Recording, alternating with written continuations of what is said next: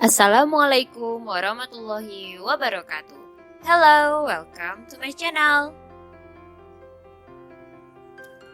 Merdeka belajar, tergerak, bergerak, menggerakkan.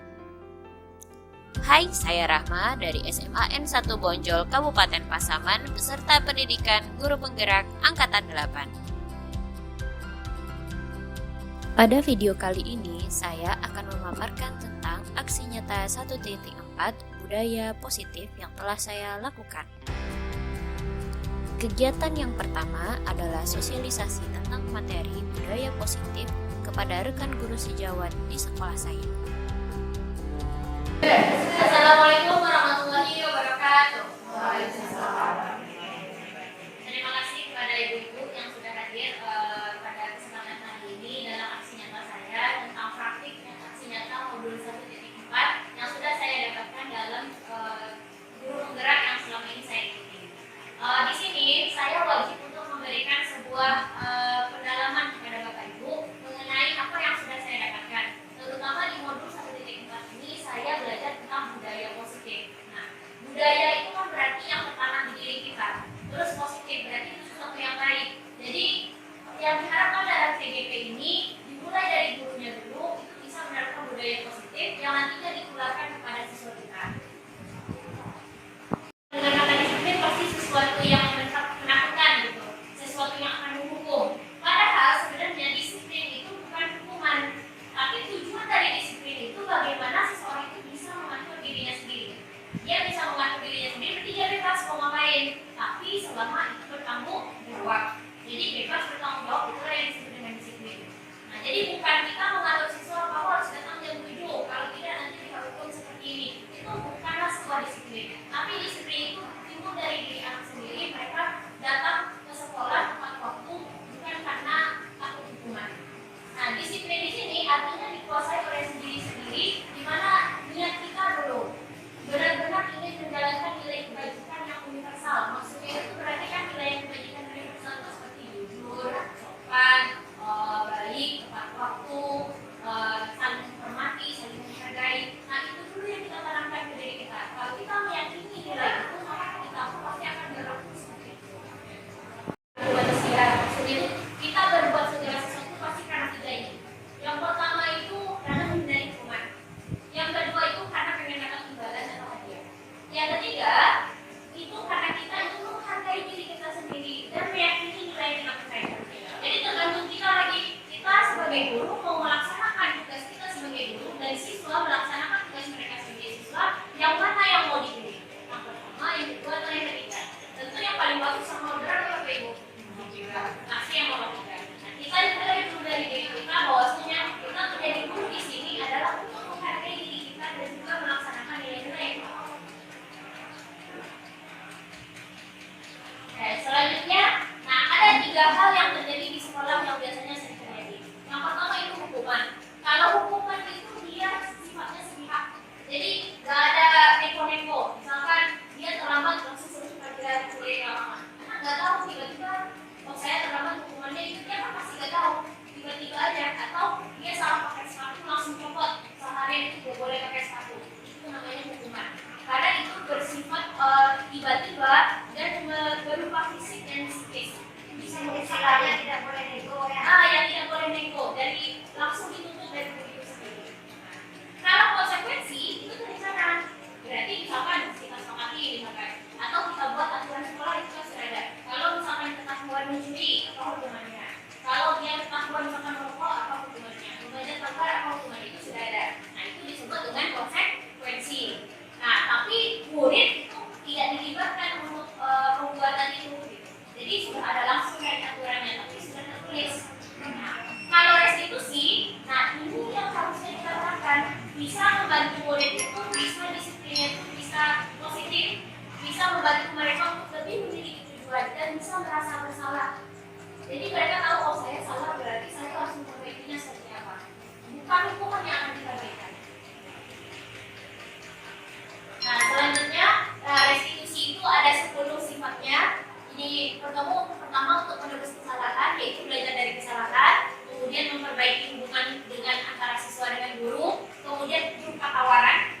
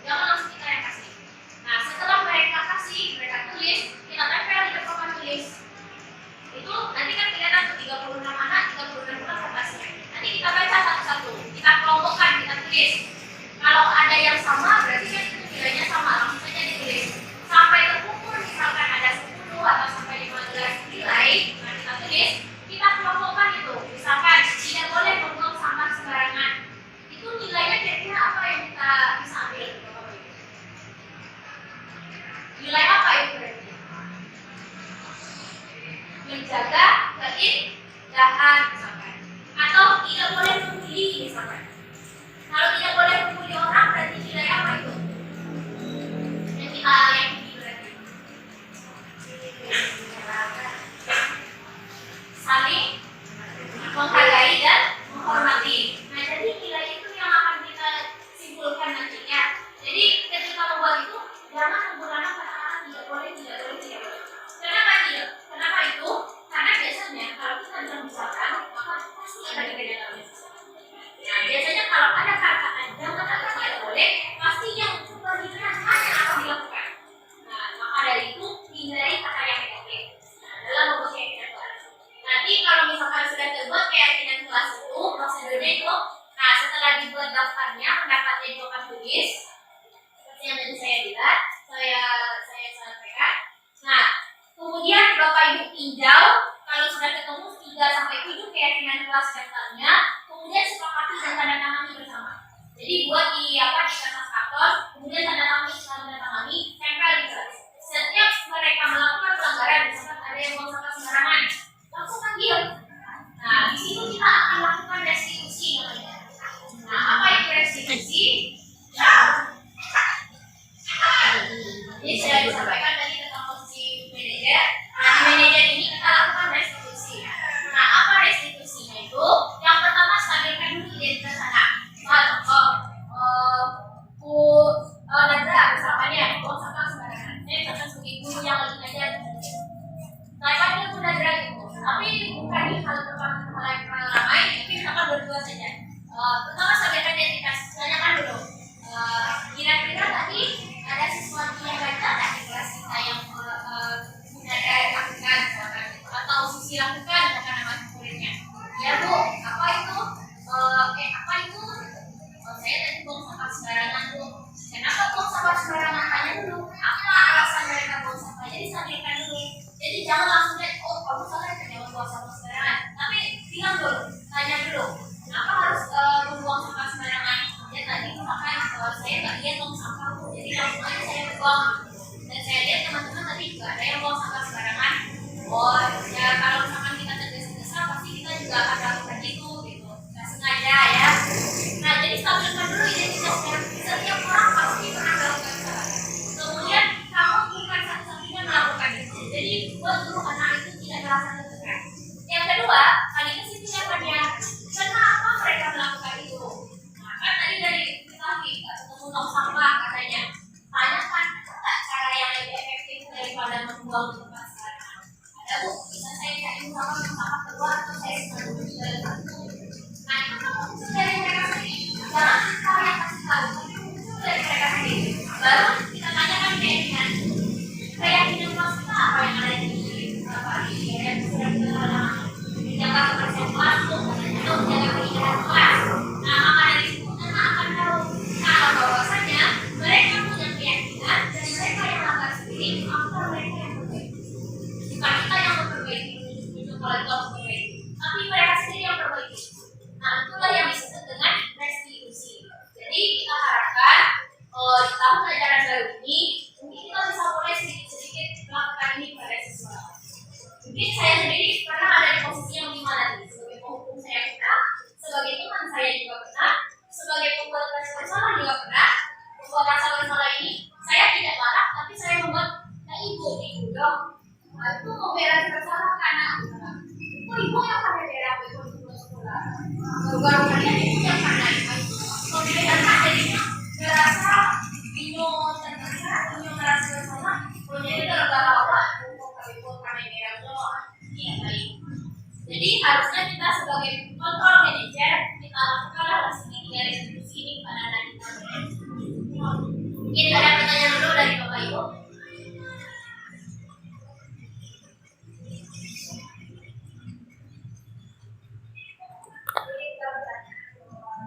Nah ya silakan mulai. Lanjut sedikit dari tidak ada masalah itu.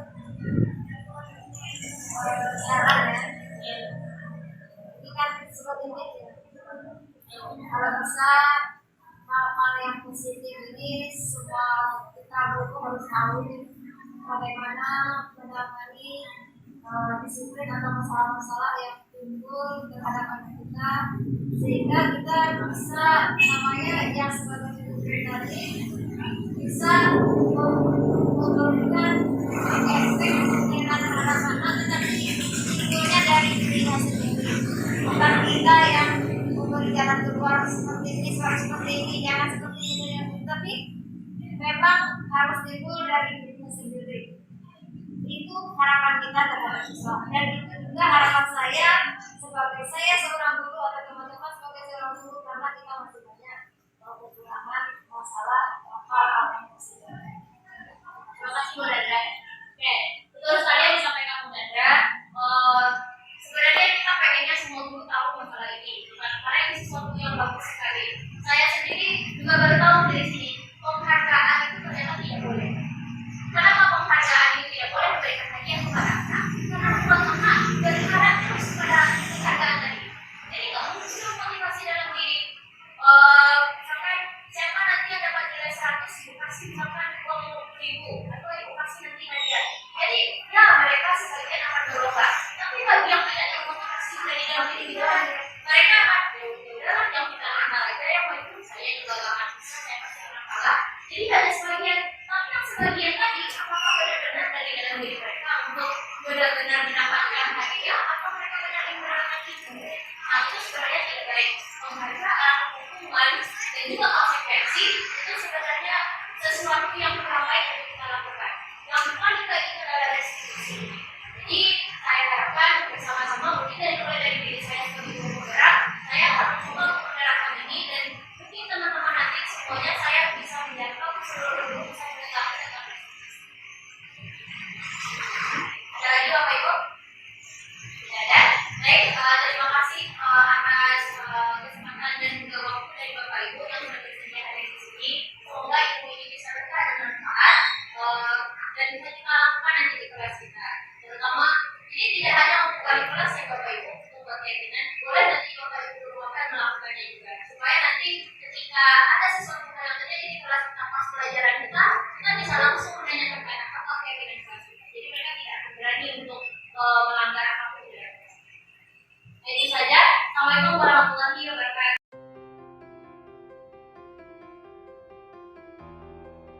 Kegiatan yang kedua, berbagi praktik baik dengan guru-guru hebat di komunitas praktisi luar sekolah.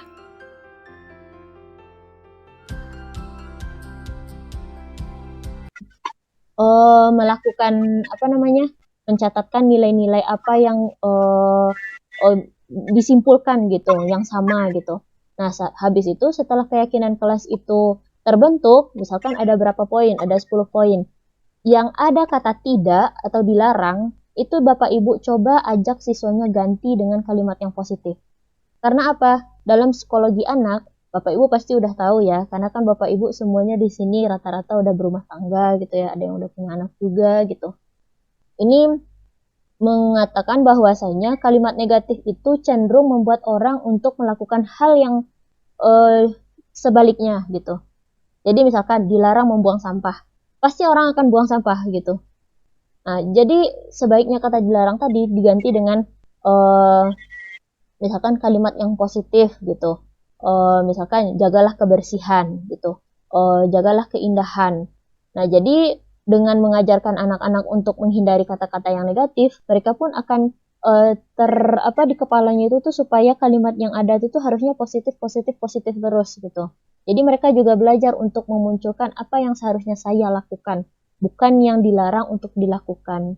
Nah, jadi di situ dengan kalimat-kalimat positif, nggak terlalu panjang, bisa dipahami. Nah, terus semua anak-anak itu berkontribusi. Jadi ketika mereka melakukan pelanggaran, kita bisa ingatkan lagi, masih ingat nggak keyakinan kelas kita kemarin apa? Jadi mereka pun akan merasa, oh iya ya Bu, gitu. Ya maaf Bu, gitu. Nggak akan saya ulangi Bu, gitu. Jadi nggak perlu lagi kita capek-capek ngasih tahu ke anak itu, misalkan ada yang ribut gitu ya di belakang, diam, kalau nggak keluar aja gitu. Atau kita marah-marah lah gitu, kayak ngancam-ngancam gitu ke mereka. Gak perlu lagi kita yang seperti itu gitu. Atau ada yang gak buat tugas, terus kita ngancam mereka langsung keluar kelas. Dengan kita nanti ada keyakinan, pasti mereka akan sadar kalau yang mereka lakukan itu salah. Oh iya, saya salah tadi. Saya udah tidak membuat tugas gitu. Nah, harusnya saya memperbaiki ini dengan cara apa? Mereka yang harus memikirkan caranya supaya bisa diperbaiki. Nah, ini salah satu dari tujuan dari keyakinan kelas gitu ya. Nah, terus keyakinan kelas tadi kalau udah terbentuk, nah nanti kan itu Bapak, ini prosedurnya ya, langkah-langkahnya. Pertama, persilahkan dulu warga kelas mencurahkan pendapat, seperti yang saya bilang pakai post-it. Habis itu catat masukannya di papan tulis. Habis itu menyusun keyakinan kelasnya pakai kalimat yang positif. Kemudian meninjau kembali daftar pendapat di papan tulis. Kemudian diubah jadi kalimat kebajikan. Jadi maksudnya misalkan tidak boleh bertengkar. Itu kan kalimatnya negatif. Nah, coba diubah menjadi kalimat yang positif, saling menghargai dan saling menghormati. Misalkan di situ tuh kan banyak yang bisa dicakup, bukan hanya nggak boleh berkelahi. Berarti anak-anak itu juga harus ketika ada yang bicara dia harus menyimak gitu. Jadi kita menghemat kata-kata juga di sana. Kemudian meninjau ulang keyakinan kelas secara bersama. Jadi nanti kalau udah terbentuk keyakinan kelasnya, coba dikerucutkan, jangan sampai terlalu banyak. Ya setidaknya 3 sampai 7 atau maksimalnya itu 10 gitulah. Kemudian meninjau bersama dan menyepakati dan ditandatangani. Ini kondisional ya, kalau misalkan di kertasnya nanti muat untuk ditandatangani, misalkan nanti Bapak Ibu suruh sekretarisnya untuk nulis di poster ke kertas manila atau karton manila, nanti suruh mereka tuh tanda tangani. Jadi mereka juga merasakan, oh ini tuh janji saya gitu, ini kepercayaan saya. Kemudian keyakinan kelasnya jangan lupa ditempel di dinding kelas. Jadi hal itu pun akan membuat mereka terbiasa untuk melaksanakan apa yang ada dari diri mereka. Kemudian selain keyakinan kelas, itu ada kebutuhan dasar manusia. Itu ada yang namanya bertahan hidup atau survival. Jadi sebenarnya apa tujuan dari saya menjelaskan kenapa harus ada kebutuhan dasar manusia? Kadang kita tidak memperhatikan apakah kebutuhan yang 5 ini udah ada di siswa kita atau tidak. Jadi kalau misalkan salah satu saja ini tidak ada di dalam diri siswa kita, pasti akan ada suatu bentuk anak-anak itu merasa tidak enak, ataupun anak-anak itu merasa tidak nyaman di kelas. Jadi itulah yang membuat pembelajaran itu menjadi terhambat. Ada yang karakternya kurang, atau ada yang susah untuk menangkap pembelajaran. Nah, itu karena yang 5 ini ada yang tidak terpenuhi. Yang pertama itu bertahan hidup. Ini sifatnya fisiologis. Maksudnya itu apa yang bertahan hidup? Ya kayak makanan, kayak pakaian, kayak tempat tinggal gitu. Jadi kalau misalkan anak itu dalam keadaan lapar, terus mereka disuruh belajar, ya pasti mereka nggak akan bisa menerima pembelajaran dengan baik. Makanya kadang anak itu ada yang cabut karena pengen makan di kantin gitu. Ya karena mereka mau memenuhi kebutuhan itu dulu baru bisa belajar. Nah, jadi harus kita pastikan dulu apakah anak-anak udah sarapan atau tidak gitu sebelum mereka belajar gitu. Itu salah satu contohnya.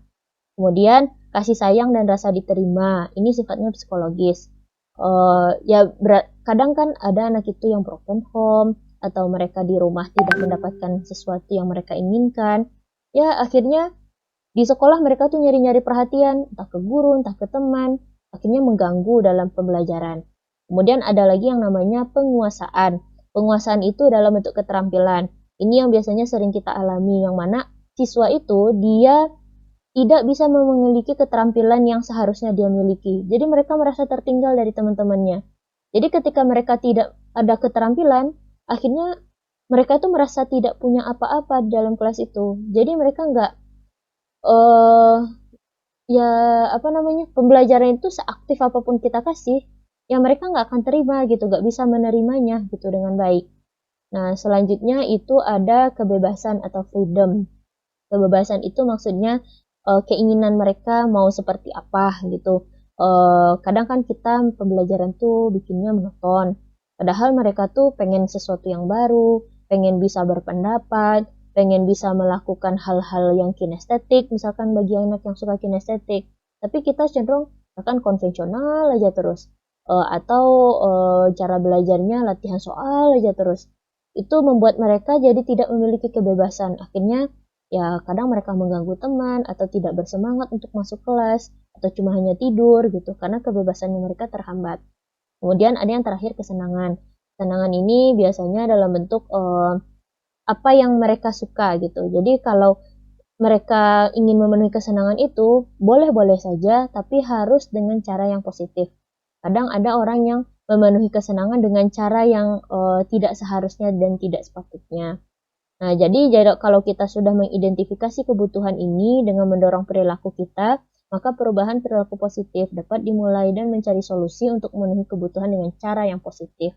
Jadi, yang kelima ini tentu gurunya harus terpenuhi dulu. Gak mungkin kita bisa ngajar dengan baik, tapi kalau kitanya saja masih ada rasa kurang kasih sayang. Terus kitanya juga masih belum ada penguasaan. Kita sebagai guru masih belum ada kebebasan gitu. Kita belum merasakan kesenangan. Atau bahkan guru itu belum bisa bertahan hidup gitu, belum punya kebutuhan itu. Itu mereka tidak akan bisa mengajar dengan yang baik. Nah, selanjutnya itu ada 5 posisi kontrol guru. Nah, ini kira-kira posisi teman itu kira-kira di mana gitu. Coba diintrospeksi gitu ya. Ada 5 posisi guru yang selama ini bisa kita lihat. Pertama itu sebagai penghukum. Penghukum itu maksudnya apa? Biasanya itu suka yang ngasih hukuman, baik itu verbal, baik itu fisik, tapi sifatnya secara sepihak. Nah, berarti kita sudah jadi seorang penghukum. Dan ini adalah posisi kontrol yang paling jelek. Nah, yang kedua adalah pembuat rasa bersalah. Pembuat rasa bersalah ini maksudnya gimana? Guru itu sering membuat anak-anak itu ngerasa bersalah. Gak ngomong dengan kata yang kasar, gak ngomong dengan bahasa yang keras gitu, gak nada suara yang keras. Tapi nadanya lembut, cuma membuat anak itu merasa bersalah. Contoh kalimatnya kayak gini. Kasihanilah ibu, nanti ibu yang kena marah sama kepala sekolah. Itu membuat anak merasa bersalah, tapi dia mau berubah, tapi karena rasa bersalah ke kita gitu. Dan itu tidak baik gitu untuk dilakukan. Membuat manipulatif lah istilahnya kalau sekarang anak-anak zaman sekarang ya, atau gaslighting gitu, membuat orang merasa bersalah gitu. Nah, terus ada teman sebagai teman. Kalau yang teman ini sebenarnya dia posisinya di tengah-tengah. Tidak terlalu baik juga tidak terlalu buruk gitu. Jadi posisinya di tengah. Cuman positifnya kalau jadi teman kita dengan murid, kita nggak akan menyakiti murid. Tapi kita membuat murid itu dikontrol dan akan bergantung ke kita. Jadi kalau kita nggak ada, mereka akan merasa tidak bisa melakukan apa-apa. Nah, ini juga tidak baik karena tidak menimbulkan motivasi intrinsik bagi mereka. Terus yang keempat, pemantau. Pemantau ini selevel lebih baik sedikit dari teman. Pemantau itu maksudnya gimana? Ya cuma ngawasin aja aturan terlaksana sesuai dengan apa yang ada. Kalau melanggar apa konsekuensinya, ya sudah jalankan seperti itu gitu. Tapi tidak melihat apa alasan anak-anak itu berbuat suatu tindakan yang salah atau tidak ada introspeksi sehingga anak itu mau memperbaiki dirinya. Nah, jadi kalau pemantau ini ibarat kata ya sudah ngerjakan tugas masing-masing aja gitu, tapi tidak melihat ke dalam diri anak. Nah, terus yang terakhir ini posisi yang paling baik namanya manajer. Nah, manajer ini apa? Manajer itu mempersilahkan murid mempertanggungjawabkan perilakunya, mendukung murid agar dapat menemukan solusi atas permasalahannya sendiri. Jadi kalau kita yang guru yang sebagai manajer, orang yang manajer gitu, dia pasti akan mendukung murid itu untuk mencari solusi sendiri. Jadi ketika ada anak yang berbuat salah, itu nggak langsung dijudge, tapi kita akan mengatakan, ya wajar kamu berbuat salah gitu. Ya siapa dunia ini yang nggak pernah berbuat salah? Jadi mereka tidak akan merasa langsung dianggap salah. Jadi mereka akan merasa, ternyata ibu guru itu ada di pihak saya. Oh, ternyata bapak guru ada di pihak saya gitu. Jadi bapak guru tidak menghakimi saya gitu. Jadi dari situ pun mereka pasti akan mulai jujur kepada kita kenapa melakukan hal itu. Dan mereka juga akan jujur dengan dalam lubuk hatinya, itu yang terdalam itu tuh yang sebenarnya yang harus dilakukan itu apa. Mereka akan muncul dari sana nilainya. Kemudian yang terakhir ada segitiga restitusi. Tadi kan saya sudah sempat bilang bahwasanya yang paling baik tindakan ketika ada suatu kesalahan yang lakukanlah restitusi. Apa itu restitusi? Yang pertama, menstabilkan identitas. Yang kedua, itu validasi tindakan yang nyata, yang salah. Yang terakhir, menanyakan keyakinan. Oke, kita bahas satu-satu. Jadi, kalau seandainya Bapak Ibu ketemu anak, terus dia berbuat salah, misalkan ada contoh, dia nggak buat PR. Caranya gimana?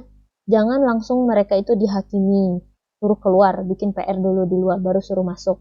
Atau kita anggap dia nggak ada gitu, nggak disapa. Nggak boleh kayak gitu. Sebaiknya apa yang lakukan? Nanti kita bilang ke mereka, nanti temui ibu ya di ruang guru atau di ruang BK. Nanti kita ngobrol berdua ya gitu. Nah, saat ngobrol itu kita lakukan yang pertama itu menstabilkan identitas. Sapa dulu mereka dengan ceria gitu. Jangan langsung pasang muka jutek, langsung kayak langsung kayak marah-marah gitu. Tapi sambut mereka dulu dengan baik. Anak ibu udah datang. Hayo sini nak, ibu mau ngobrol dulu gitu. Nah, habis itu kita tanyakan dulu. Tadi kamu nggak buat PR ya gitu. Nah, kita stabilkan identitas mereka itu. Kok bisa nggak buat PR gitu. Terus pasti dia akan jawab, ya bu, mungkin saya ketiduran atau saya lupa. Saya nggak tahu caranya bu, jadi saya nggak bikin. Ya kan setiap orang pasti punya kelemahan masing-masing gitu. Ya wajar aja, manusia itu kan sifatnya lupa. Manusia itu kan gak semuanya serba bisa. Ya mungkin karena memang PR ibu susah ya gitu. Jadi kamu tidak membuat PR-nya. Nah, dari situ kita lakukan validasi tindakan yang salah. Nah, kemudian apa itu yang dilakukan di validasi tindakan yang salah itu? Kita tanyakan, alasan mereka melakukan itu apa? Pasti mereka nanti akan jawab, ya soalnya susah-susah banget bu, saya nggak bisa jawabnya. Saya udah coba tanya sama teman ini segala macam, gak ada yang ngasih jawaban. Atau ya saya lupa bu, gak saya catat waktu itu apa yang ibu suruh. Akhirnya saya nggak bikin. Nah, di situ kan anak jadi terbuka gitu. Kenapa mereka melakukan hal itu? Nah, dari situ mereka udah tahu, iya sih saya salah gitu. Kalau menurut kamu, kalau kamu nggak tahu, harusnya yang kamu lakukan itu apa gitu. Ada nggak caranya supaya kamu bisa tahu materi yang ibu berikan itu caranya gimana menyelesaikannya? Di situ kita ajak anak itu menemukan ada nggak cara yang lebih baik supaya kamu bisa mengatasi yang kamu permasalahkan tadi. Di situ baru kita menanyakan keyakinan kelas. Nah, terus tanyakan, kira-kira yang kamu lakukan ini tidak membuat PR ini melanggar keyakinan kelas kita nggak? Pasti anak kita iya bu. Apa keyakinan kelasnya? Tanggung jawab bu gitu. Atau tepat waktu. Itu kan sudah dilanggar oleh anak-anak. Jadi mereka tahu kalau mereka melakukan sesuatu yang sudah melanggar kepercayaan mereka sendiri. Dari situ mereka akan tahu, ya ternyata yang begini itu termasuk pelanggaran dari keyakinan dirinya. Jadi mereka akan termotivasi dari dirinya untuk berubah lagi. Karena mereka nggak akan mau melanggar apa yang mereka yakini tadi lagi gitu. Jadi muncul solusi dari diri mereka sendiri. Nah, kalau bisa kita munculkan lagi, kita gali terus pertanyaannya. Kita munculkan bagaimana anak itu bisa nanti pengen akan jadi seperti apa di masa depannya. Nah, apakah nanti mereka nanti akan perbaiki kesalahan mereka? Kita tanya, terus gimana cara kamu memperbaiki? Nanti kan nilai kamu jadi 0. Kalau gitu saya akan ini bu, misalkan saya akan kerjain nanti PR-nya pulang sekolah bu. Bolehkah saya minta waktu tambahannya bu? Gitu misalkan. Itu solusi dari mereka misalkan contohnya. Jadi kita sebagai guru harus bisa juga melakukan pendekatan dengan bahasa kita supaya mereka nggak merasa tertekan, tapi solusinya dari mereka. Selanjutnya itu ya yang bisa saya sampaikan kepada teman-teman Bapak Ibu guru di sini, Bapak guru hebat. Mungkin yang saya sampaikan ini nggak terlalu banyak. Dan saya yakin Bapak Ibu sebenarnya sudah ada menerapkan ini sedikit demi sedikit.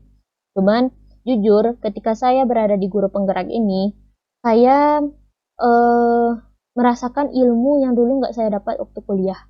Ilmu yang dulu nggak saya dapat waktu PPG. Jadi dulu waktu kuliah, waktu PPG kita sibuk dengan kompetensi profesional. kita sibuk dengan administratifnya seperti apa. Tapi kita nggak tahu yang pedagogik, yang kepribadian, yang sosial, 4 kompetensi itu, yang 3 kompetensi lain itu nggak kita dapatkan ketika kuliah, ketika kita ketika kita PPG.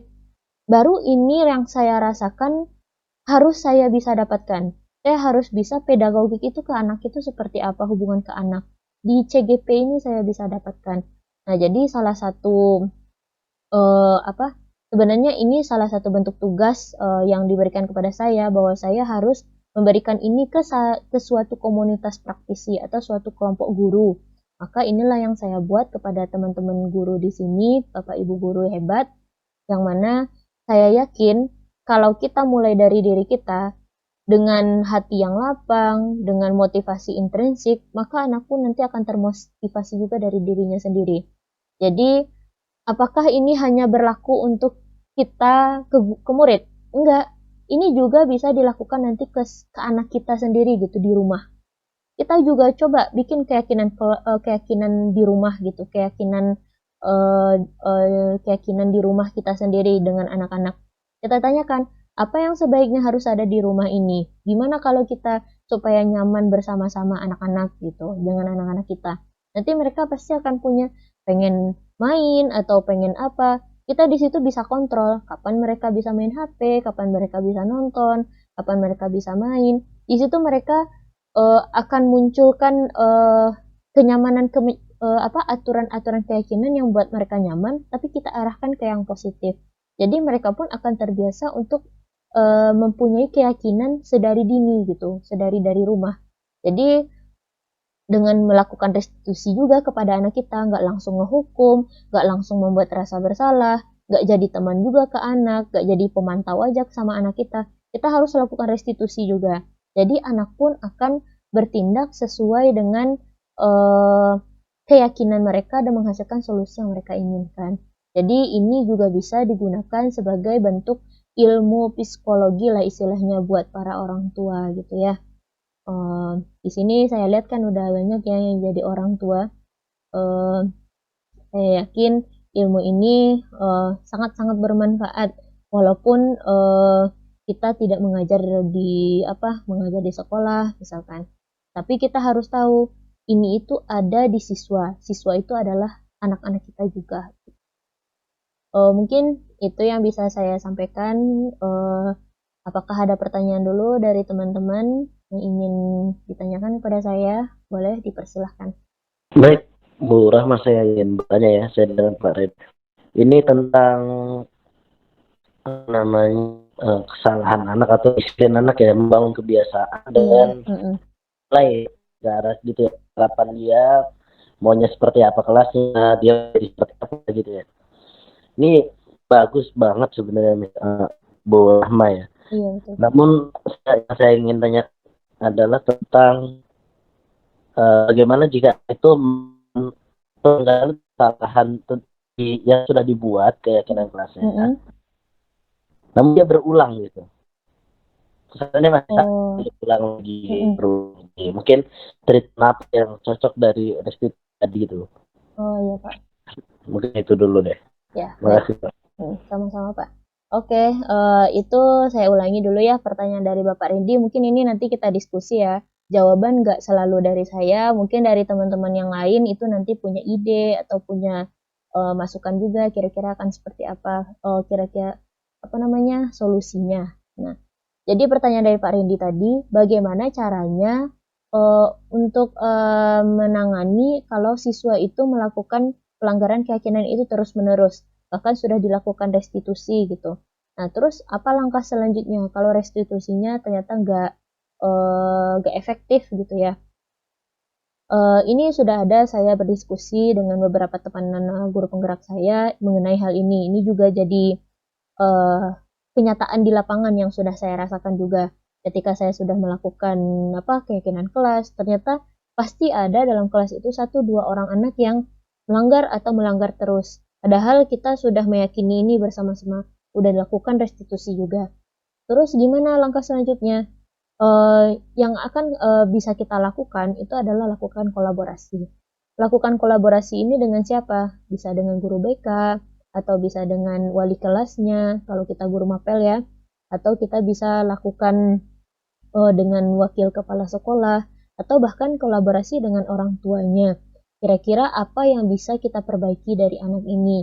Mungkin ada kebutuhan-kebutuhan di dalam diri anak tadi yang belum terpenuhi dari 5 kebutuhan tadi, sehingga mereka masih terus melanggar keyakinan-keyakinan tadi. Jadi nggak meresap ke dalam diri mereka motivasi intrinsik untuk melakukan keyakinan tadi.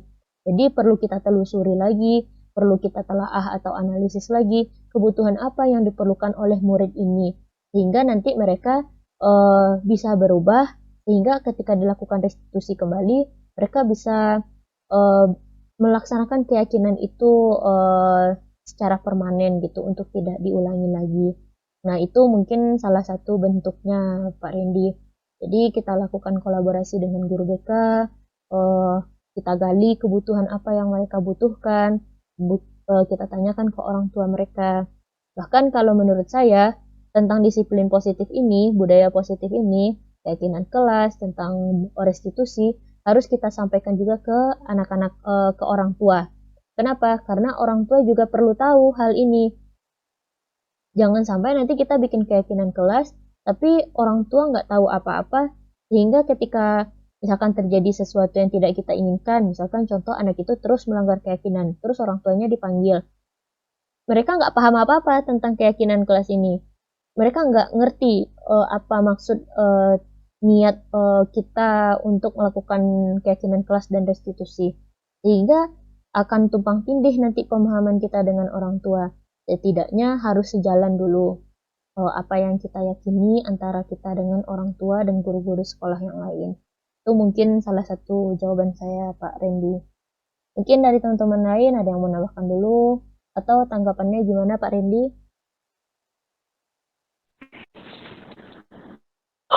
Saya cukup bagus ya tadi kurasi dan mengevaluasi kebutuhan ya tadi ya. Iya, kebutuhan yang kebutuhan ya tadi ya. Iya. Bisa ditunjukin di kebutuhan iya. itu. Yang kebutuhan hidup tadi, Pak. Iya, mana ya?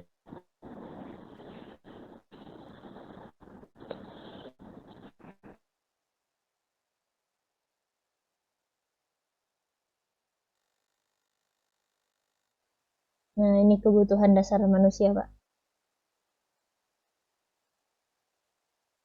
Jadi maksudnya ya anak itu harus terpenuhi ininya ya, lima ini ya. Iya. Jadi kadang kan anak-anak tuh beda-beda tuh, Pak. Apa namanya? Keadaan mereka di rumah. Bisa jadi mereka tetap melanggar hal itu. Contoh misalkan nggak tepat waktu datang ke sekolah. Udah direstitusi beberapa kali, ternyata masih juga tetap terlambat. Mungkin saja ada kebutuhan di antara yang 5 ini belum terpenuhi. Bisa jadi dia di bertahan hidup ini ada yang kurang. Misalkan dia tidak punya kendaraan. Itu kan sebenarnya sifatnya juga survival gitu, untuk bertahan hidup. Bagaimana dia punya fasilitas itu untuk mendukung mereka bisa pergi sekolah. Nah, dari situ kita bisa tanyakan apa solusinya supaya si anak ini yang tadinya terlambat terus gara-gara nggak punya fasilitas, mungkin kita bisa memberikan sesuatu fasilitas kepada anak tadi, atau memberikan solusi seperti apa. Misalkan kalau salah satu contohnya, kalau di sekolah saya ya, kalau masalah tentang bertahan hidup, misalkan anaknya itu yang kekurangan dari segi materi, biasanya kami itu ada infak setiap hari Jumat.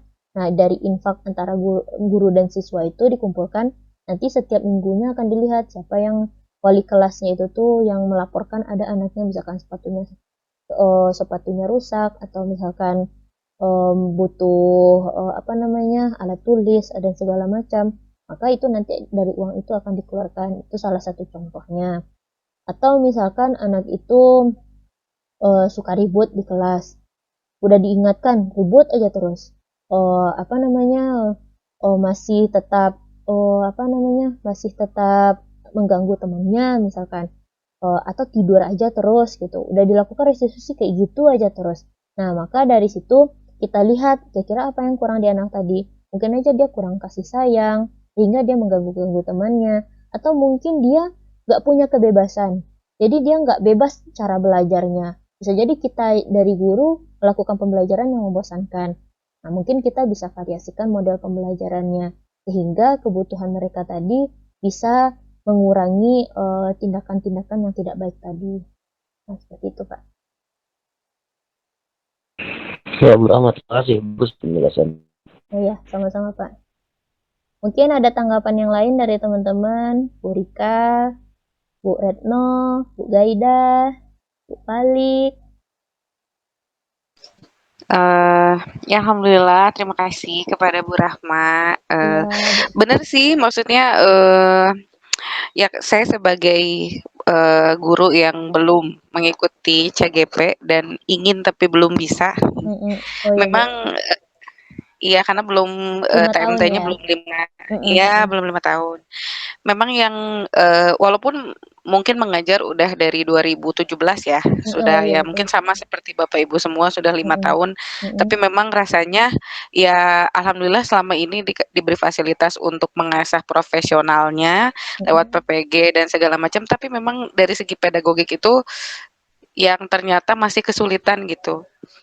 Walaupun setelah 5 tahun mengajar juga rasanya ilmunya tuh masih 0 sekian persen gitu, apalagi menghadapi manusia yang ya maksudnya murid-murid kita itu adalah ya sesosok manusia ya yang akan selalu dinamis gitu, ganti orang, ganti karakter, ganti ini gitu, jadi masih harus terus belajar. Alhamdulillahirabbil alamin, mudah-mudahan ada ilmu lain lagi setelah ini pertemuannya sangat disambut dengan baik kepada Bu Rahma gitu. Terima kasih ilmunya Ibu Rahma. Iya, sama-sama Bu.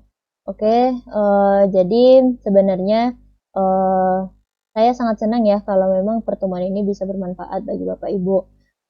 Karena jujur sebenarnya saya merasa bersalah, merasa nggak enak aja gitu kalau ilmu ini cuma saya doang yang tahu dan saya nggak aplikasikan gitu, nggak saya bagikan ke orang-orang.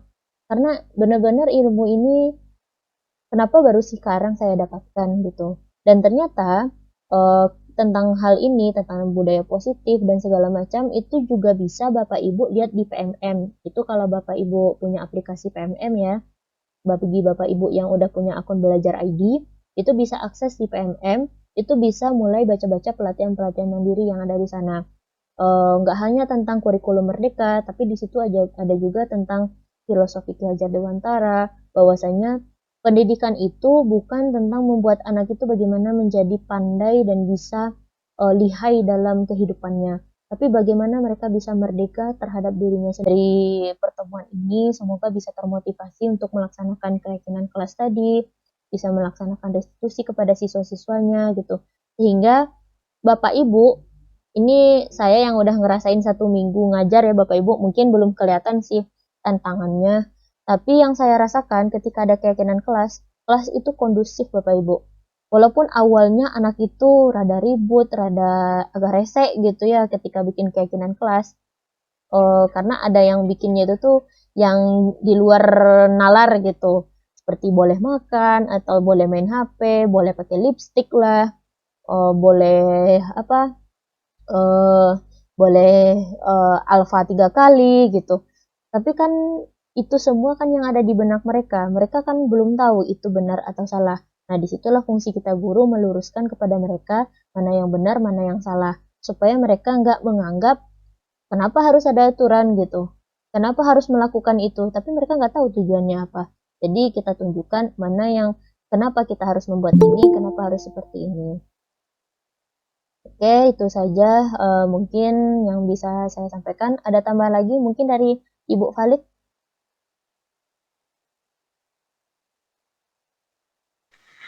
Halo Bu Rahma, Assalamualaikum. Ya, Waalaikumsalam.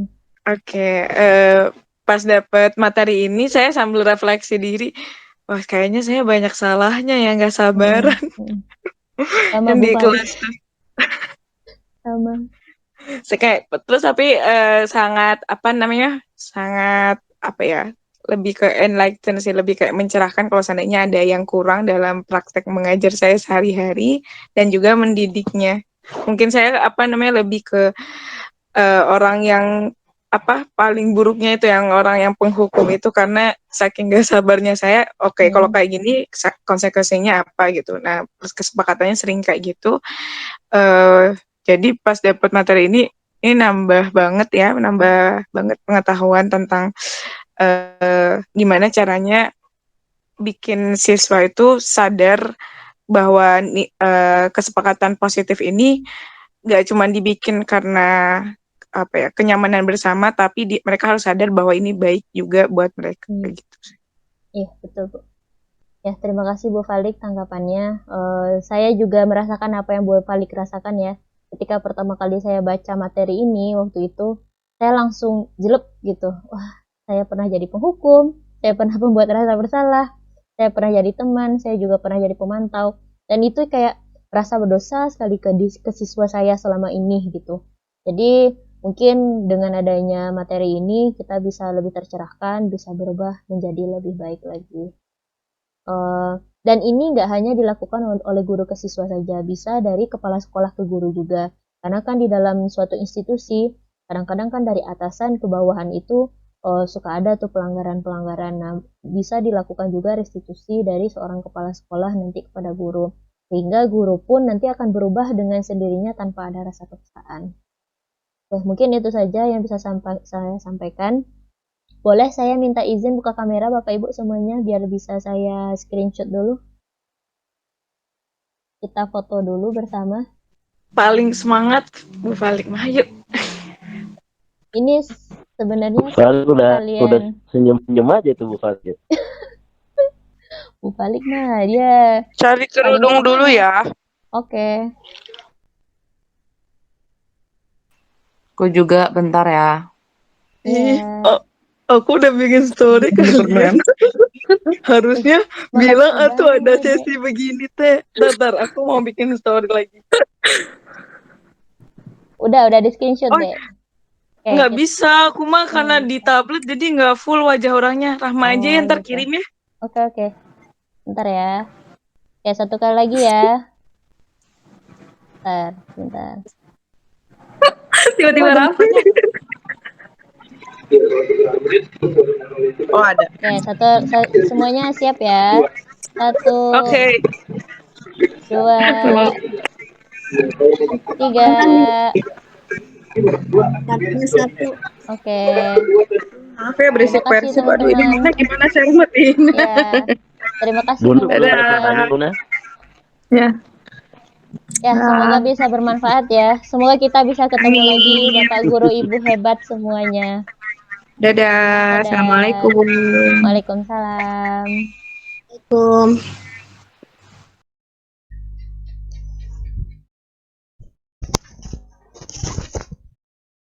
Kegiatan yang ketiga, melakukan pembuatan keyakinan kelas bersama murid. Sekarang, yang kalian percaya sebagai seorang siswa yang harus dilakukan apa? Belajar. Baca buku. Ya, membaca buku. Terus mendengarkan guru. Apa lagi? Mengerjakan tugas. Menghargai guru. Banyak. Sudah banyak di kepala kalian yang lain? Nah, sekarang ibu akan bagikan satu kertas untuk satu orang. Silakan kalian tulis apa saja yang kalian yakini di masing-masing kertas ini. Setelah kalian tulis, nanti tempelkan di papan tulis dan akan kita bahas satu-satu. Bisa? Bisa. Tolong siapa ketuanya? Nah, tolong ibu bagikan. Satu orang. Siapa lagi yang bisa bantu membagikan? Kurang.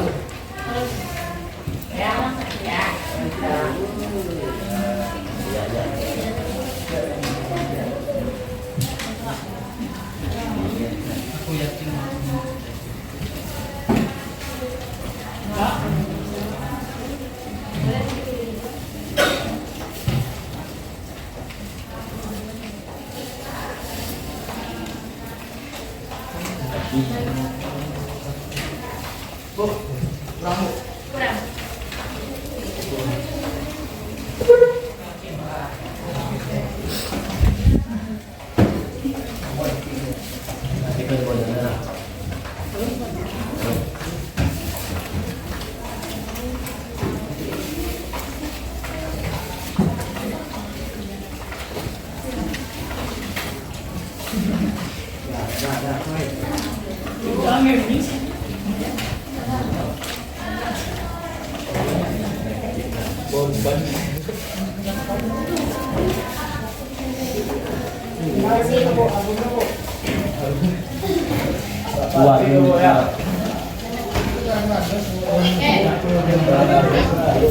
silakan kalian tulis masing-masing. Boleh 1, boleh 2, boleh 3. Berapapun yang buat di kertas ini. Ibu kasih waktu selama 5 menit. Kalian maunya apa? Seperti apa yang di kelas ini bisa membuat kalian nyaman dan aman bersama. Ya, boleh tentang belajar, boleh tentang misalkan kebersihan kah, atau tentang ketepatan waktu kah, atau apa terserah. Pokoknya apa yang kalian pengen di kelas ini terjadi. Yang bisa membuat nyaman ketika belajar bersama-sama.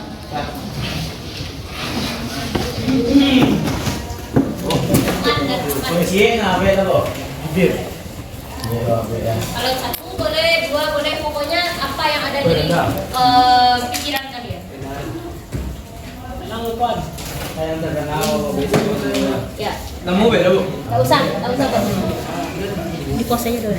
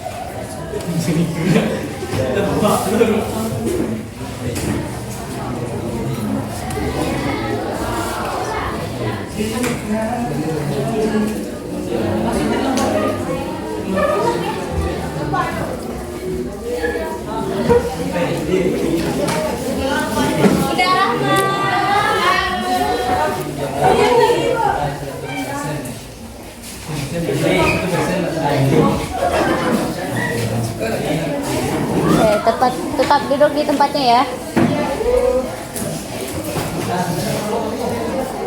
Waktunya tersisa 3 menit lagi.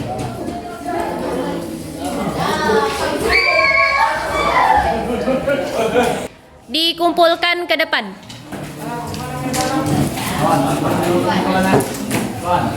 Silakan langsung ditempelkan di papan tulisnya. Tak usah dibuat nama.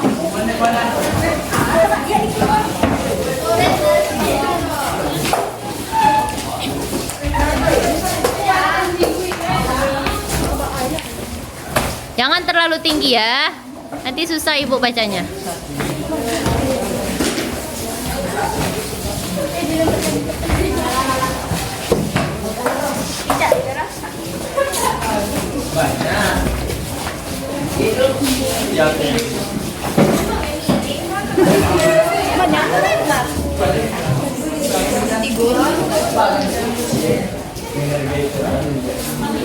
Jangan terlalu tinggian Anda. Di bawah aja. Di bawah lah. Ibu nanti susah ngambilnya. Coba di ini kan tuh.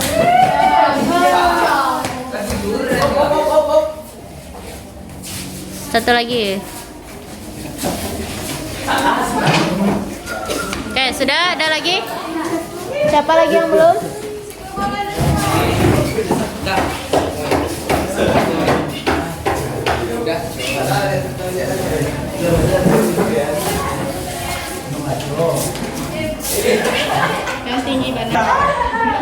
Berikut adalah hasil dari keyakinan kelas yang telah didiskusikan bersama siswa. Assalamualaikum warahmatullahi wabarakatuh.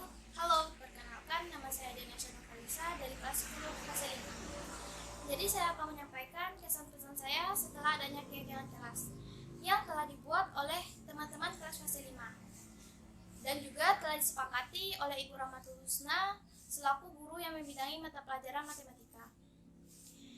Jadi kesan saya dengan keyakinan tersebut adalah berkualitas dan inovatif. Kenapa disebut begitu? mana kualitas pendidikan adalah fokus utama kita sebagai siswa. Dan dengan adanya keyakinan kelas, menjadikan seluruh siswa lebih disiplin dan aktif dalam belajar. Mungkin hanya itu yang bisa saya sampaikan. Assalamualaikum warahmatullahi wabarakatuh. Refleksi. Hal yang perlu saya perbaiki dari ketiga kegiatan di atas adalah saya harus mampu melakukan tindak lanjut dari keyakinan kelas yang telah dibuat agar bisa terlaksana dengan baik. Selain itu, saya perlu terus-menerus melakukan praktik baik dengan rekan guru sejawat, baik di sekolah maupun luar sekolah untuk memberikan pemahaman mengenai serangkaian materi dari modul 1 ini. Makan selasih bersama Bunda. Sekian, terima kasih. Sampai jumpa. Assalamualaikum warahmatullahi wabarakatuh.